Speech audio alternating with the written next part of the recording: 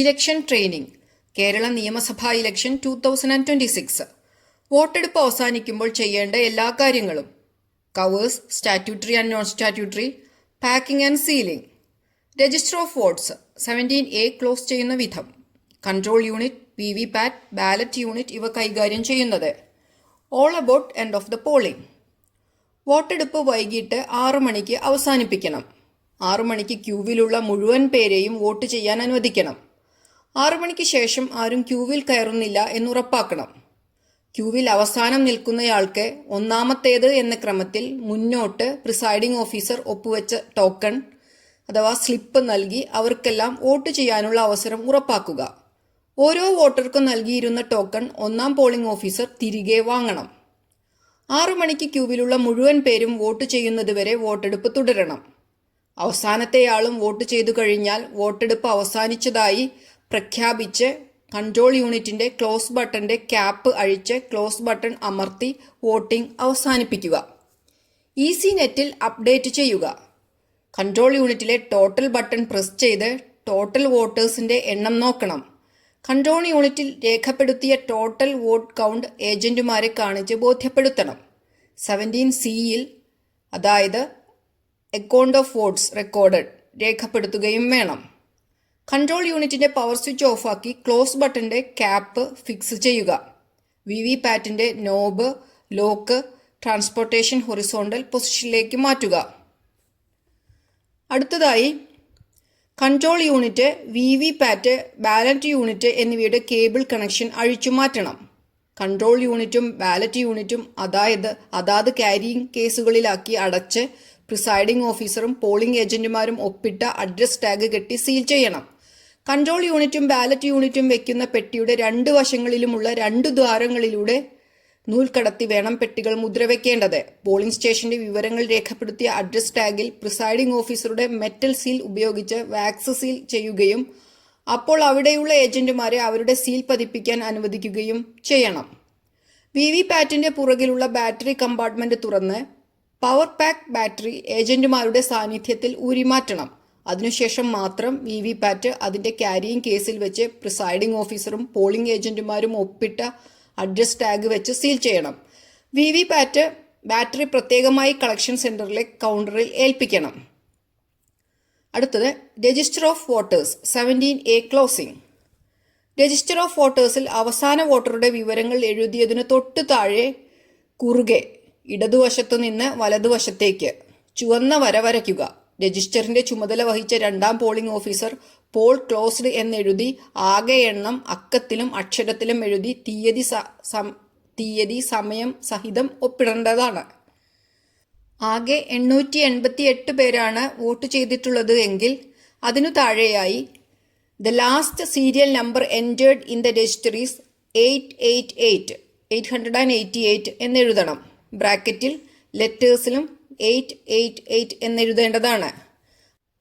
താഴെയായി second polling ഓഫീസറും presiding ഓഫീസറും സൈൻ ചെയ്യണം. ഏജന്റുമാരും അതിനു താഴെ സൈൻ ചെയ്യേണ്ടതാണ്. അടുത്തത് presiding officers declaration. Presiding officers declaration പൂർത്തിയാക്കുക. പാർട്ട് 4ലുള്ള പ്രഖ്യാപനം declaration at the end of poll നടത്തേണ്ടതും പ്രസ്തുത ഫോമിൽ പോളിംഗ് ഏജന്റുമാരുടെ ഒപ്പുവാങ്ങുകയും വേണം. പ്രിസൈഡിംഗ് ഓഫീസേഴ്സ് ഡയറി പൂർത്തിയാക്കുക. പ്രിസൈഡിംഗ് ഓഫീസേഴ്സ് 16 പോയിന്റ് റിപ്പോർട്ട് പൂർത്തിയാക്കുക. Form number 17C account of votes recorded പൂർത്തിയാക്കുക. അതിൽ ഏജന്റുമാരുടെ ഒപ്പുവാങ്ങണം.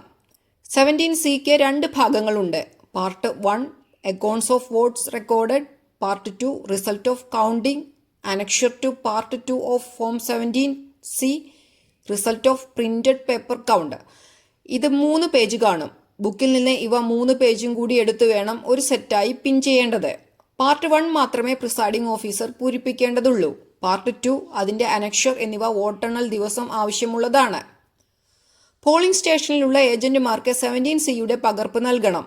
പകർപ്പ് ലഭിച്ചെന്ന് സാക്ഷ്യപ്പെടുത്തിയ പോളിംഗ് ഏജന്റുമാരുടെ പൂർണ്ണമായ ഒപ്പുവാങ്ങണം. പകർപ്പ് സ്വീകരിക്കാനും ഒപ്പുവാങ്ങാനും വിസമ്മതിക്കുന്ന പോളിംഗ് ഏജന്റുമാർ ഉണ്ടെങ്കിൽ അവരുടെ പേര് പ്രഖ്യാപനത്തിൽ രേഖപ്പെടുത്തണം.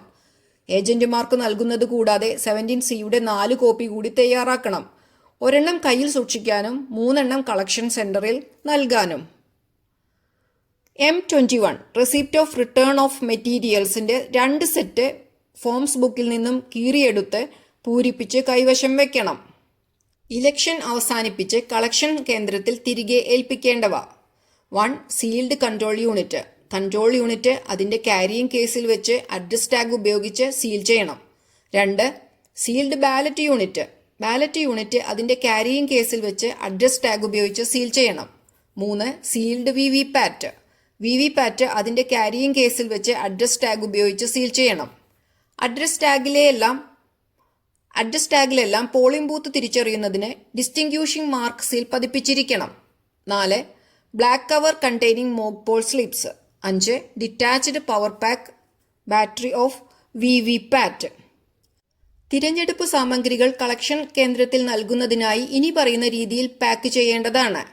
Packet 1 white colour EVM paper cover. ഇനി ഓരോ കവറിലും ഉള്ള കോഡ് നമ്പറുകൾ: EP1 envelope containing account of votes recorded 17C. EP2 envelope containing presiding officer's report part 1, 2 and 3. EP3 sealed black envelope containing mock poll slips. Packet 1ലെ ആദ്യത്തെ 2 കവറുകളും seal ചെയ്യേണ്ടതില്ല. Mock poll സ്ലിപ്പുകൾ അടങ്ങുന്ന സീൽ ചെയ്ത കറുത്ത കവർ EVMനൊപ്പം സ്ട്രോങ് റൂമിൽ നൽകേണ്ടതാണ്. 17C ഒരെണ്ണം കവറിൽ ഇടുന്നത് കൂടാതെ 2 കോപ്പി കൂടി തയ്യാറാക്കി പ്രത്യേകം കവറുകളിലാക്കി കയ്യിൽ കരുതുക. ഇനി packet 2 white colour scrutiny covers. ഇതിൽ കോഡ് നമ്പർ ആയിട്ട് SC1, SC2, SC3, SC4 എന്നിവ ഉണ്ടായിരിക്കും. SC1 envelope containing presiding officer's diary. SC2 sealed envelope containing the register of voters 17A. SC3 envelope containing visit sheet. SC4 envelope containing list of blind and infirm voters form 14A and declarations of companions. Part 2വിലെ രണ്ടാമത്തെ cover മാത്രം, അതായത് cover containing register of votes seal ചെയ്തിരിക്കണം. മറ്റ് കവറുകളും packet 2 എന്ന വലിയ പാക്കറ്റും സീൽ ചെയ്യേണ്ടതില്ല. പ്രിസൈഡിംഗ് ഓഫീസേഴ്സ് ഡയറി 2 കോപ്പി കൂടി തയ്യാറാക്കി പ്രത്യേകം കവറുകളിലാക്കി കയ്യിൽ കരുതുക. 16 point observers report form PS05 trend form, acquittance roll of polling team, additional information for post poll scrutiny എന്നിവയും തരുന്നുണ്ടെങ്കിൽ പൂരിപ്പിച്ച് പ്രത്യേകം കവറിലാക്കി കയ്യിൽ കരുതണം. പാക്കറ്റ് 2വിനോടൊപ്പം ആവശ്യപ്പെട്ടേക്കാം. അടുത്തത് packet 3 white cover statutory covers. All covers in this packet shall be sealed by using sealing wax. ഇതിൽ നൽകിയിരിക്കുന്ന കോഡുകൾ: ST1, ST2, ST3, ST4, ST5. ST1 sealed envelope containing marked copy of electoral roll and list of CSV and ASD if any. SC2 sealed envelope containing voters slip. SC3 sealed envelope containing unused tendered ballot papers. ST4 sealed envelope containing used tendered ballot papers and list in form 17B. ST5 sealed envelope containing list of challenged votes in form 14. Statutory കവേഴ്സിലെ ചെറിയ കവറുകൾ ഓരോന്നും polling സ്റ്റേഷനിൽ വെച്ച് തന്നെ മുദ്ര വെച്ചായിരിക്കണം, അതായത് ceiling wax കൊണ്ട് മുദ്ര വെച്ചായിരിക്കണം കളക്ഷൻ സെന്ററിൽ എത്തിക്കേണ്ടത്. കളക്ഷൻ സെന്ററിൽ ചെറിയ കവറുകൾ മുദ്ര വെച്ചിട്ടുണ്ടെന്നുള്ള പരിശോധന കഴിയുമ്പോൾ ചെറിയ കവറുകൾ എല്ലാം കൂടി പാക്കറ്റ് 3 സ്റ്റാറ്റ്യൂട്ടറി കവേഴ്സ്, പാക്കറ്റ് 3 അതായത് സ്റ്റാറ്റ്യൂട്ടറി കവേഴ്സ് എന്ന പേരിൽ നൽകിയിട്ടുള്ള വലിയ കവറിലിട്ട് പ്രിസൈഡിംഗ് ഓഫീസർ മുദ്ര വെച്ച് നൽകേണ്ടതാണ്. അടുത്തത് packet 4 yellow cover non statutory covers. ഇതിൽ നൽകിയിട്ടുള്ള കോഡുകൾ NS1, NS2, NS3, NS4, 5, 6, 7, 8, 9, 10 and 11. NS1 envelope containing copies of electoral roll other than marked copy. NS2 envelope containing appointment letters of polling agents in form number 10. NS3 envelope containing election duty certificates EDC in form 12B. NS4 envelope containing declaration of presiding officer. NS5 envelope containing receipt book and cash if any in respect of challenged votes. NS6 envelope containing declaration obtained from electors electors as to their age and list of such electors. NS7 envelope containing unused and damaged paper seals and special tags. NS8 envelope containing unused voter's slip. NS9 envelope containing declaration by elector under 49 MA, അതായത് test vote. NS10 envelope containing declaration by elector whose name is in ASD list.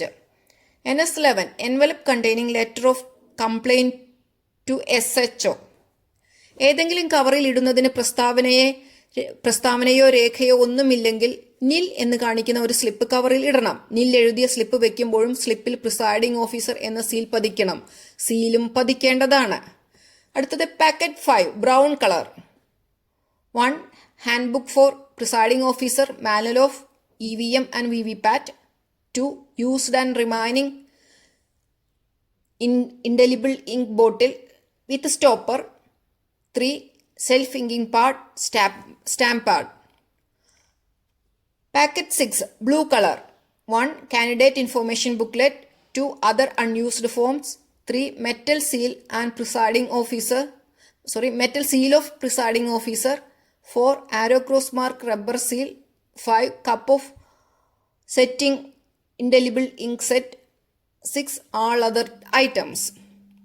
ഇവ കൂടാതെ voting compartment തയ്യാറാക്കുന്നതിനുള്ള materials, ചവറ്റുകൊട്ട, വോട്ടെടുപ്പ് സാധനങ്ങൾ ഇടുന്നതിനുള്ള bag, മറ്റെന്തെങ്കിലും ഉണ്ടെങ്കിൽ അവയും തിരിച്ചു നൽകണം.